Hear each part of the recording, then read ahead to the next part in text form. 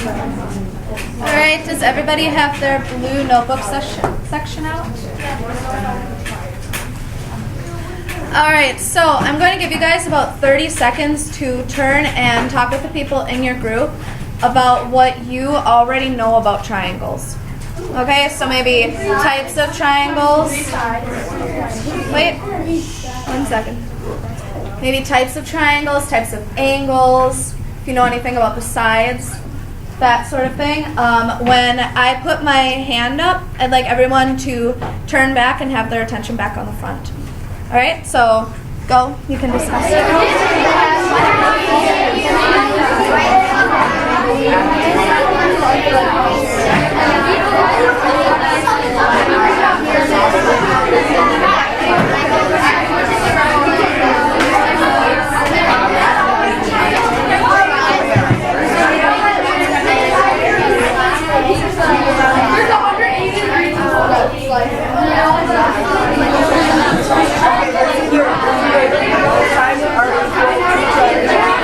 Sixth period, let's bring it down a little bit. Bring it down.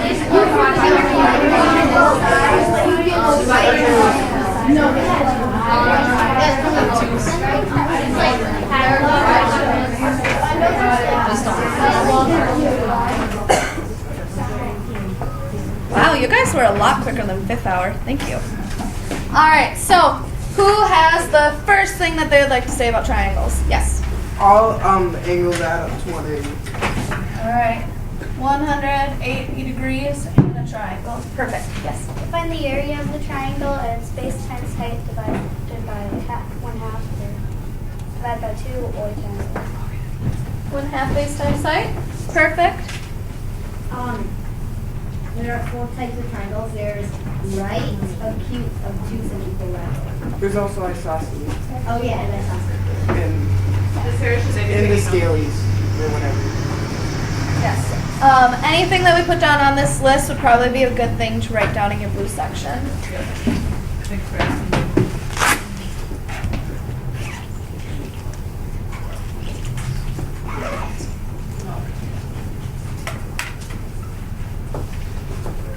Yes.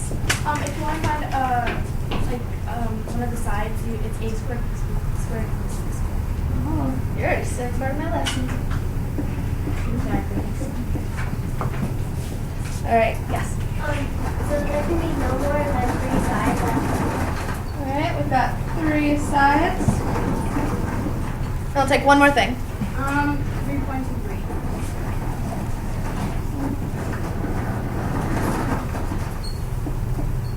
Angles.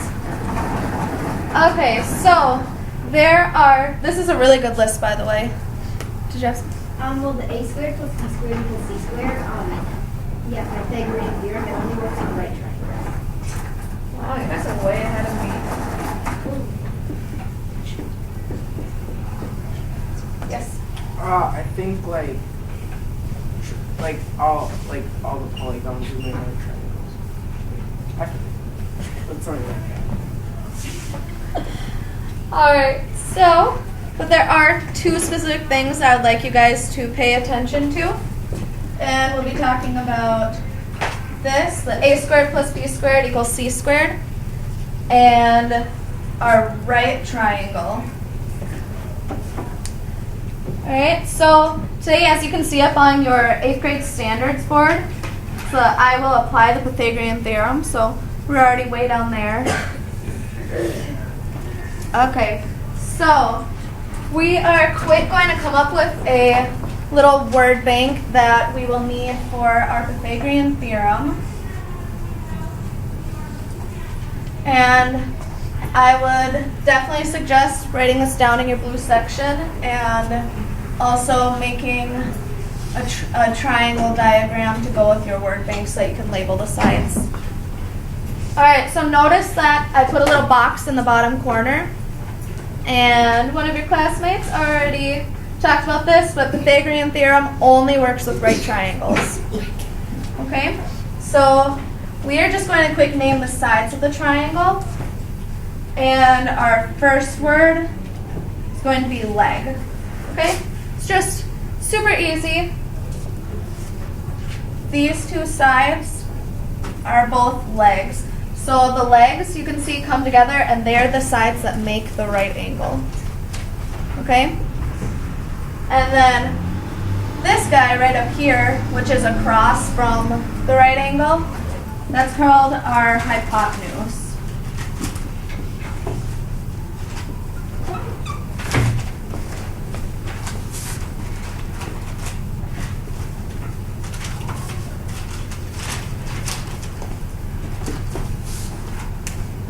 I'll give you guys a second to have that written down.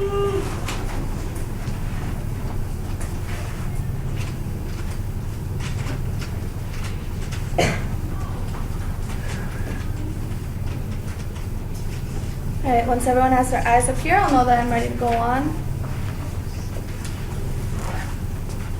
Okay, and I'm going to start erasing the blue. So if there's something that you've missed, try and grab it from a neighbor if you'd still like it.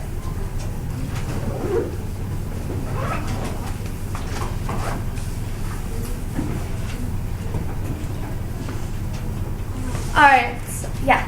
What's it called? What's this theorem called? Pythagorean theorem. Sorry, that'd probably be a good thing to write up here.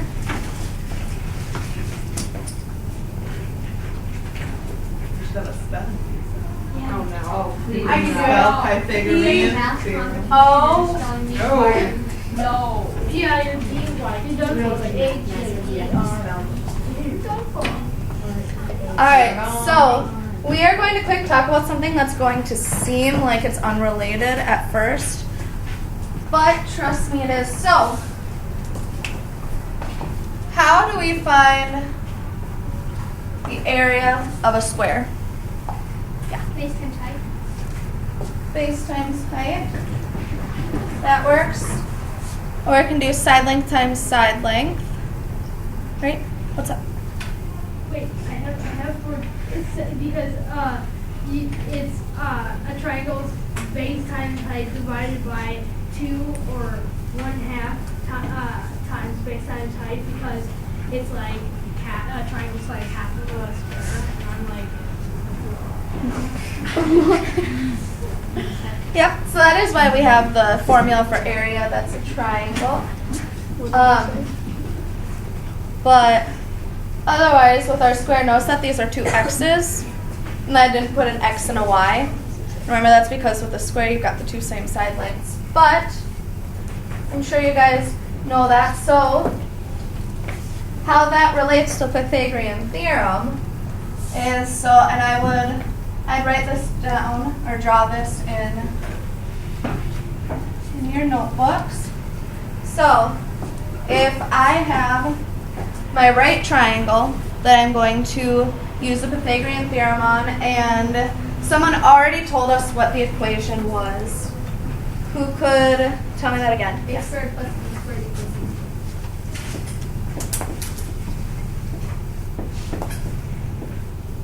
Alright, so for anyone who has not heard of this equation before, you use it so that you can find the side lengths of the triangle. Okay, so if they give you this side length and this side length, then you can find the third side length. Okay? And so why this works has to do with what I was talking about with the squares. So if I were to have the side lengths 3, 4, and 5 on this triangle, and then if I put a square on each of them, so if this square has a side length of 3, we can see that it has an area of 9. Okay?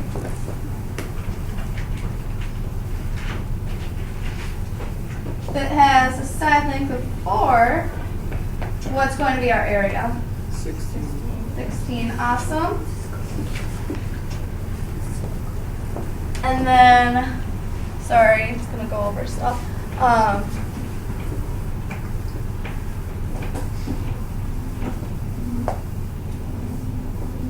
We've got our side length of 5. What's our area for this one? 45. Perfect. What does 9 plus 16 equal? 25. What? How cool is that? Okay, so back to our equation real quick. I'm going to erase the word bank, so hopefully you have that written down already. Alright, so our equation, a squared plus b squared equals c squared.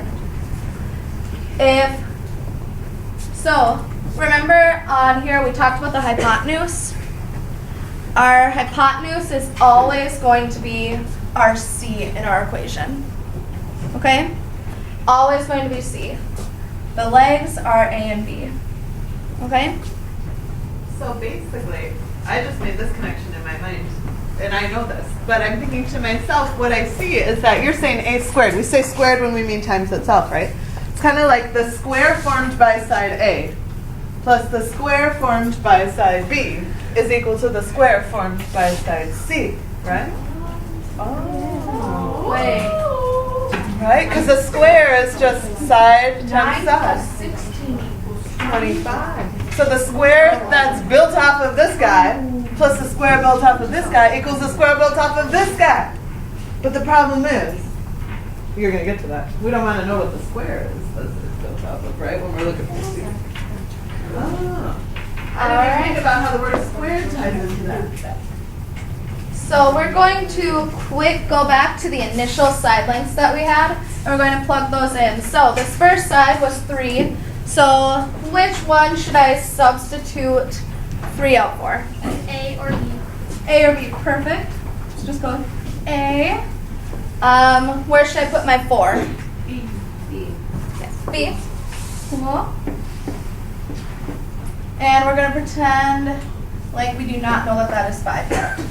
So 3 squared plus 4 squared equals c squared. Okay? We just substituted in these two side lengths. What is 3 squared? 9. 9, perfect. 4 squared? Equals c squared. 9 plus 16 equals? 25. So 25 equals c squared. Okay, and that's the important thing. This equals the square of c. This equals the whole square. But we want this. We want the number of units long it is, not the entire square. So how do you suppose we are going to find just the side length? Yeah. Square root. Square root, perfect. So I'm going to take the square root of 25, square root of c squared, or we can just leave that as c. Square root of 25 equals? 5. And there we've got our 5. So is everyone kind of making the connection between everything now? Yes. Wait. Do you have a question? Wait, never mind. Sorry. Can I do a double check? Will you please make sure that you have all of that work that she's showing? Yeah, Because that is level 8 high quality Pythagorean theorem work. Right? When you are given a problem like this, you should start with the formula. Why Yeah. is it 25 square root? You're trying to find the C. So the 25 is the entire area of the square, but since we're just trying to find side length, we just want the one side of it. So you need to take the square root of this number. So right now 25 is equal to c squared. Please double check that you've got that whole list of formulas, substituting, solving. Everything she has is what we will be looking for on forthcoming assignments. So please have it in your notes. Does everyone have this diagram written down in your blue? We'll clap for her.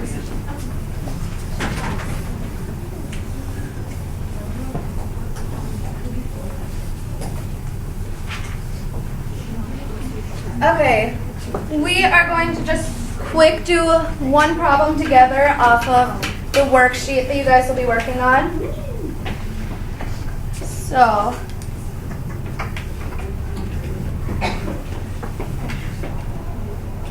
what is this triangle missing? Square.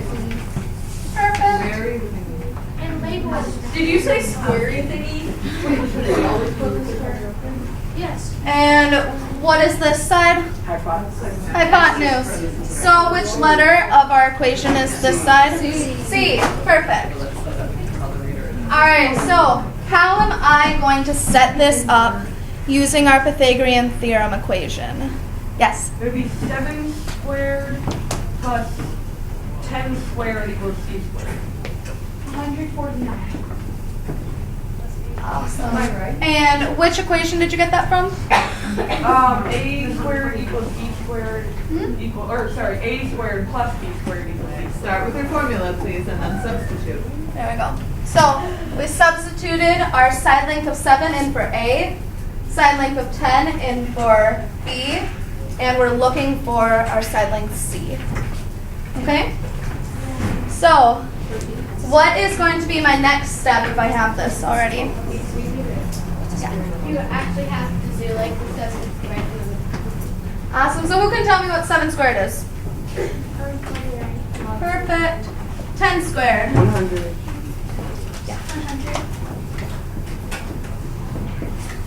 And both of these add together?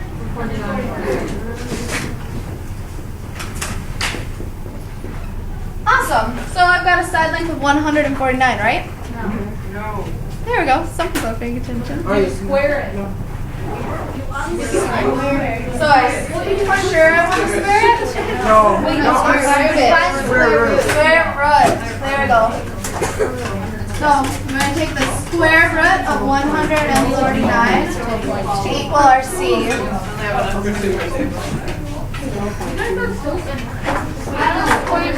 For somebody who already has their calculator, who can tell me the answer to 1 decimal place? 12.2 equals C. So, looking at our triangle, does this look like a number that is reasonable? Yes. Yeah? It's a bit longer than 10, but not much, so I think 12.2 is a good answer. So one way to double check your answers is to visualize or draw your triangle, because if you had forgotten to square root it and you put 149, you'd look at that and be like, whoa, 149 is way too big of a number to be this side length. Okay? So you can kind of look at it and see if that would be a reasonable number. Alright, so now I've just got a little worksheet on Ms. Husak's calendar. So if you do not have your iPad with you, share with somebody at your table. But I have one thing that I would like you to do for the first 5 problems, okay? Your first... Okay. Or tell them to freeze, either way, whatever you do.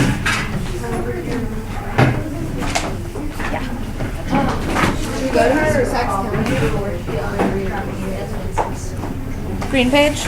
Yeah. Yep, so you can go to your green section to do the worksheet. Alright, but I need all eye stands up here because this is an important part of the worksheet, okay? So what I would like you to do for the first 5 problems, since it's on your iPad, draw on your green sheet the triangle, and every time start off with your a squared plus b squared equals c squared, then substitute it in and solve the problem. So if anybody takes your green notebook or your green section and looks at it, they'd be able to follow exactly what you did. So for the first 5, make sure that you have the diagram as well.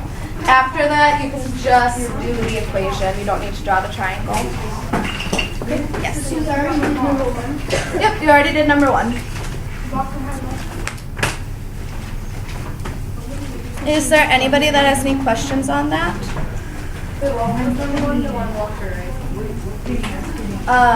This is number 1. So does that count what that's 1.5? Yeah, that can count as 1 over 5.